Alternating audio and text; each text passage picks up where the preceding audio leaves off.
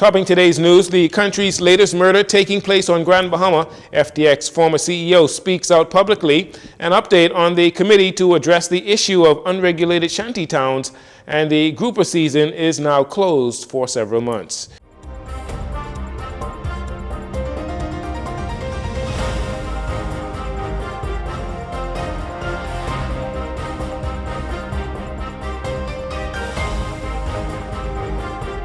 Good evening, Bahamas. I'm Jcn Saunders. This is your JCN Evening News. It's a pleasure to have you join us. Police have two Grand Bahamian men in custody for the 121st murder recorded in the country late Tuesday night. Police are questioning a 41-year-old and a 39-year-old for the shooting death of a man believed to be in his early 30s. According to police, the victim was found through a track road off Frobisher Drive and Hearns Lane around 11 p.m. on the night in question. The male had gunshot injuries to the upper body. He was examined by EMS personnel who found no signs of life. Now, sometime around noon on Wednesday, officers attached to the Grand Bahama Criminal Investigation Department and the K-9 unit arrested the two suspects in the area of Adventurers Way. Police investigations continue there. As the saga of FTX Digital Markets continues, its former CEO, once hailed as the king of crypto, has spoken publicly for the first time in an interview with the New York Times reporter Andrew Ross Sorkin. Sam Bankman-Fried, who also goes by the initials of SBF, has denied committing fraud, noting that he had not deliberately misled investors, while also telling the Times that he has had a bad month and almost no money left. And even while giving the interview from here in the Bahamas, 30-year-old Bankman-Fried told the New York Times reporter that his lawyers have advised him not to speak publicly, but he has ignored them. FTX, once the second largest crypto exchange company in the world, collapsed after Binance, the world's largest cryptocurrency exchange, reversed on a deal to save the company, according to the New York Times. FTX then faced a liquidity crisis because of mismanagement of funds. The company had once been valued at $32 billion. Mr. Bankman-Fried also told the Times that he had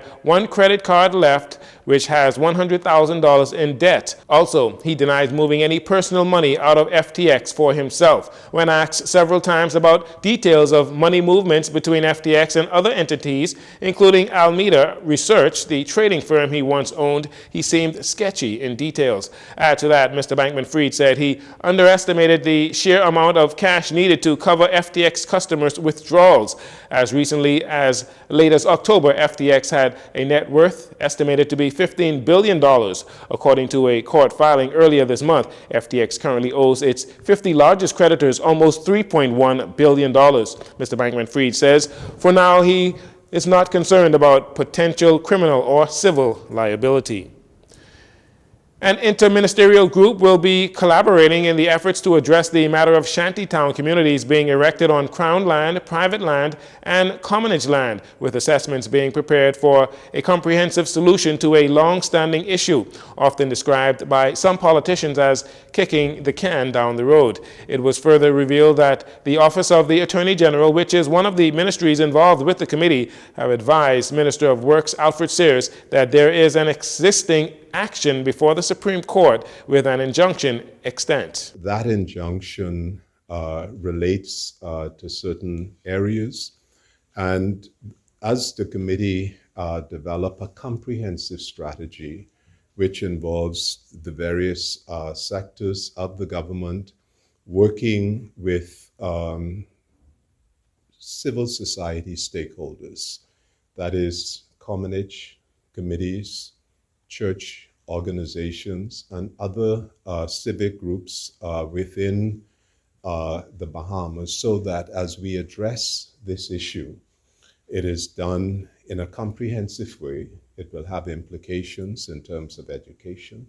You have children who are in these communities. There is a legal obligation that children be in school. It will involve issues of housing.